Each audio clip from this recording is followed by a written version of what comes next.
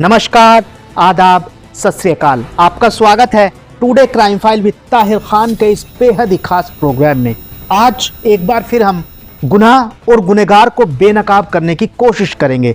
जब होता है अपराध तो शातिर अपराधी छोड़ता है सबूत। इन्हीं सबूतों की बिना पर होती है अपराधी की तलाश। जब अपराधी का चेहरा जुर्म से होता है बेपर्दा तो छिप नहीं पाती अपराध की कड़ियां। इन्हीं जुड़ती कड़ियों की बिना पर मिलती है सजा। दोस्ती और मोहब्बत के नाम पर रची गई एक खौफनाक साजिश का पुलिस ने खुलासा कर दिया है। पत्नी अपने प्रेमी के साथ मिलकर पति की हत्या कर देती है और उसी दौरान एक योजना बनाई जाती है जिसमें दो प्लान तैयार किए जाते हैं। प्लान ए में पति को धीरे धीरे मारने के लिए नशीली दवाइयां देने की कोशिश की जाती है, लेकिन उसमें पत्नी नाकाम हो जाती है। फिर प्लान बी तैयार किया जाता है। प्लान बी में तमंचों से गोलियां बरसा दी जाती हैं और आसिफ मौके पर ही गिर जाता है।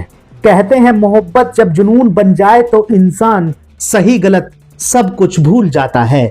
गाजियाबाद में सामने आई एक ऐसी ही सच्ची लेकिन सिहरन पैदा करने वाली एक कहानी, जहां एक पत्नी ने अपने ही पति की हत्या करवा दी, वो भी अपने प्रेमी के इशारे पर प्यार का यह खेल यहीं खत्म नहीं हुआ, क्योंकि इस खूनी मोहब्बत की कहानी में हर किरदार का अंत जेल की सलाखों के पीछे हुआ।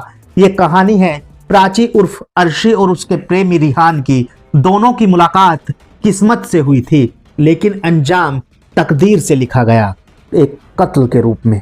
गाजियाबाद के थाना मसूरी इलाके में रहने वाला आसिफ उर्फ गुल्लू एक बेहद साधारण सा इंसान था।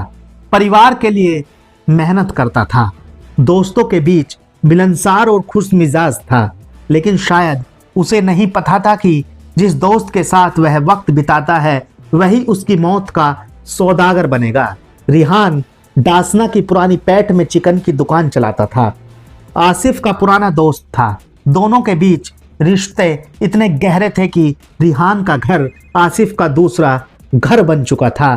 मगर यहीं से कहानी ने करवट ली और पूरी कहानी बदल गई। साल 2024 में मार्च के महीने में आसिफ किसी विवाद में जेल चला गया। जेल की चार दीवारी के पीछे से जब वह बाहर आया तब सब कुछ बदल चुका था। उसकी दुनिया पूरी तरह से बदल चुकी थी। उसकी पत्नी अर्शी उर्फ प्राची अब उसी के दोस्त रिहान के साथ रिश्ता निभाने लगी थी। रिहान और प्राची के बीच नजदीकियां इतनी बढ़ी कि दोनों ने साथ रहने के सपने देखने शुरू कर दिए, लेकिन बीच में सबसे बड़ी दीवार था आसिफ। जब अप्रैल 2025 में आसिफ जमानत पर घर लौटा तो उसे पत्नी के बदलते व्यवहार और मोबाइल की गोपनीयता से उस पर शक हुआ। उसने पत्नी से सवाल किए, मोबाइल अपने पास रख लिया और इसी से रिश्ते में जहर घुल गया। नाराज अर्शी ने अपने प्रेमी रिहान से कहा कि अगर हमें साथ रहना है तो इसे बीच से यानी आसिफ को बीच से हटाना होगा। यानी अब हत्या की साजिश का बीज बोया जा चुका था। रिहान ने अर्शी को नशीली दवाइयां दी ताकि वह आसिफ को धीरे धीरे खत्म कर सके। योजना थी कि वह दवा मिलाकर पति को मार दे और किसी को शक भी न हो, मगर किस्मत को कुछ और ही मंजूर था। आसिफ बच गया। हत्या की कोशिश असफल रही, पर अब रिहान और अर्शी दोनों के अंदर का खून खौलने लगा। वे ठान चुके थे कि इस बार काम अधूरा नहीं रहेगा।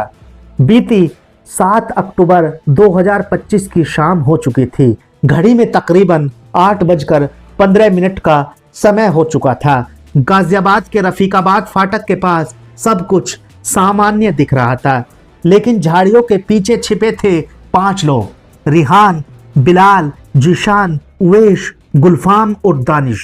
सबके हाथों में थे 315 बोर के तमंचे और दिमाग में एक ही मकसद, आसिफ को रास्ते से हटाना है। उसी समय अर्शी ने रिहान को फोन किया कि वो घर से निकला है। आसिफ अपनी स्कूटी से निकल पड़ा। रफीकाबाद फाटक के पास जैसे ही पहुंचा अचानक फायरिंग शुरू हो चुकी थी। 3 गोलियों की आवाज ने पूरे इलाके को दहला दिया। एक गोली सीधे आसिफ के सीने में लगी। वो मौके पर ही गिर पड़ा। उसकी जिंदगी उसी सड़क पर खत्म हो गई जहां वो रोज गुजरता था। हत्यारे अंधेरे में भाग निकले। प्रत्यक्षदर्शियों के मुताबिक बदमाश पहले से ही घात लगाए बैठे थे। जैसे ही आसिफ वहां पहुंचा, हमलावरों ने उस पर एक के बाद एक गोलियां दाग दी। गोली लगते ही आसिफ सड़क पर गिर पड़ा और आरोपी तमंचा लहराते हुए मौके से फरार हो गए। घटना के बाद क्षेत्र में अफरा तफरी मच गई। सूचना मिलते ही पुलिस मौके पर पहुंची और घायल को तत्काल अस्पताल भिजवाया, जहां डॉक्टरों ने उसे मृत घोषित कर दिया। दिनांक 7/10/2025 को शाम 8:30 जेल चौकी क्षेत्र से सूचना प्राप्त होती है कि रफीकाबाद फाटक के पास में एक व्यक्ति घायल अवस्था में पड़े हुए थे मौके पर। और जब जाके देखा तो घायल व्यक्ति का नाम आसिफ सन ऑफ अकबर निवासी दासना सिटी थाना क्षेत्र का, जिनको उपचार हेतु अस्पताल CHC नासना लेटाया गया, जहां उन्हें मृत घोषित कर दिया। शुरुआती जांच में मृतक के भाई भूरे उर्फ अनवर ने पुलिस को रिहान, बिलाल, फरमान और 2-3 अज्ञात के नाम बताते हुए रिपोर्ट दर्ज कराई। और पोस्टमार्टम रिपोर्ट में पता चला कि घायल व्यक्ति पर 2 बुलेट इंजरीज हैं, जो कि हेड पर है और एंट्री एग्जिट। जब थाने पर आसिफ मृतक के परिजन द्वारा तहरीर दी गई, जिस तहरीर के आधार पर हम लोगों ने सब्सिक्वेंटली 8 तारीख को और आज 9 तारीख को गिरफ्तार। मसूरी पुलिस ने 48 घंटे में पूरा खेल समझ लिया। जांच में जब सबूत जुड़े, मोबाइल कॉल डिटेल, लोकेशन और संदेश, तो सामने आई एक ऐसी सच्चाई जिसने सबको हिलाकर रख दिया। मुख्य साजिशकर्ता कोई और नहीं बल्कि आसिफ की अपनी पत्नी अर्शी उर्फ प्राची निकली। प्रेमी रिहान के साथ उसने अपने पति के कत्ल की पूरी योजना बनाई थी। उसके साथ शामिल थे रिहान, बिलाल, जीशान, उवेश, गुलफाम और दानिश। मैडम का मोटिव क्या था हत्या करने का? क्या कुछ रंजिश थी पुरानी या क्या थी? देखिए, इसमें जो रंजिश थी वो अर्शी नाम की महिला को लेकर थी, जो कि आसिफ की सेकंड वाइफ है। अर्शी का इनिशियल रिलेशनशिप था अवैध संबंध है रिहान, जो मेन अक्यूज्ड है, उसके साथ में, जिसको लेकर आसिफ और रिहान के बीच में रंजिश थी। हत्या का जो कारण था, जो हत्या हुई है, कौन तो उसमें रैकी कर रहा था? किसने गोली चलाई है? देखिए, जो हमने अरेस्ट किया है जिनको, उनमें से 3 लोग हैं जिनके पास से 315 बोर का अवैध तमंचा बरामद हुआ है और 3 जिंदा कारतूस बरामद हुए हैं, क्योंकि है रिहान, ईशान और उदेश। ये तीनों लोग फायरिंग में इन्वॉल्व थे और जो बिलाल है चौथा व्यक्ति, वो रेकी कर रहा था। और इसमें बाद में फिर अर्शी को भी अरेस्ट किया। कितने लोग अभी फरार हैं इसमें, और क्या पुलिस ने जल्दी गिरफ्तार कर सकेगी? 3 लोग अभी एब्सकॉन्डिंग है, एक फरमान है, एक का नाम गुलफाम और जो तीसरा व्यक्ति दानिश। तो ये 3 लोग जो है इस वक्त एब्सकॉन्डिंग। बीती 9 अक्टूबर को पुलिस ने गाजियाबाद के अलग अलग इलाकों से 5 आरोपियों को पकड़ लिया। रिहान पुत्र इलियास, बिलाल पुत्र कयूम, जीशान पुत्र असलम, उवेश पुत्र अशरफ और अर्शी उर्फ प्राची। गिरफ्तारी के वक्त अर्शी 2 महीने की गर्भवती बताई जा रही थी।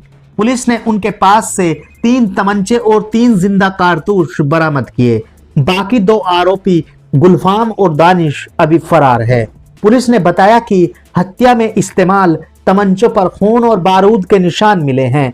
साथ ही अर्शी के मोबाइल से रिहान के संदेश और कॉल रिकॉर्डिंग्स भी बरामद की गई, जो हत्या की पूरी साजिश को साबित करते हैं। जांच में पता चला कि रिहान कोई आम आदमी नहीं था। उसके खिलाफ पहले से ही 4 आपराधिक मुकदमे दर्ज हैं, जिनमें हत्या और हत्या के प्रयास के मामले शामिल हैं, जबकि उवेश पर भी हत्या के प्रयास का केस पहले से चल रहा है। हिस्ट्री क्या है? प्रोफाइल बताइए। ये सभी मोस्टली चोरी, हत्या के प्रयास और NDPS के एक्ट में सम्मिलित रहे हैं। जो मृतक है खुद इस पर भी मुकदमे थे यूनिवर्सिटी थाना क्षेत्र से। मृतक को जिस जगह गोली मारी गई वहां कौन लेके आया था? इनका प्लान था, ये पहले से उनको पता था कि जो मृतक है इस पर्टिकुलर रास्ते से जाता है, तो ये 1 हफ्ते से लगातार रेकी कर रहे थे। इन्होंने चूज किया था कि इस पर्टिकुलर स्पॉट पे जब ये क्रॉस करेगा हम इस पे फायर करेंगे।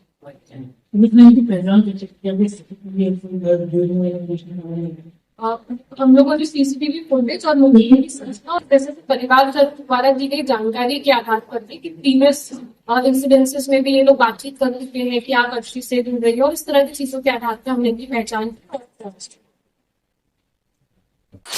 अन्य आरोपियों के पुराने अपराधों की फाइलें भी अब पुलिस पूरी तरह से खंगाल रही है। उत्तर प्रदेश के गाजियाबाद से दिल को दहलाने वाली क्राइम रिपोर्ट। इस तरह के अपराधों से बचना चाहिए। जांच के बाद में क्या निकलकर सामने आता है, इसकी तहकीकात जारी है। प्लीज आप चैनल को सब्सक्राइब जरूर कर दीजिएगा। जुर्म कभी भी किसी भी रूप में आपके दरवाजे पर दे सकता है दस्तक।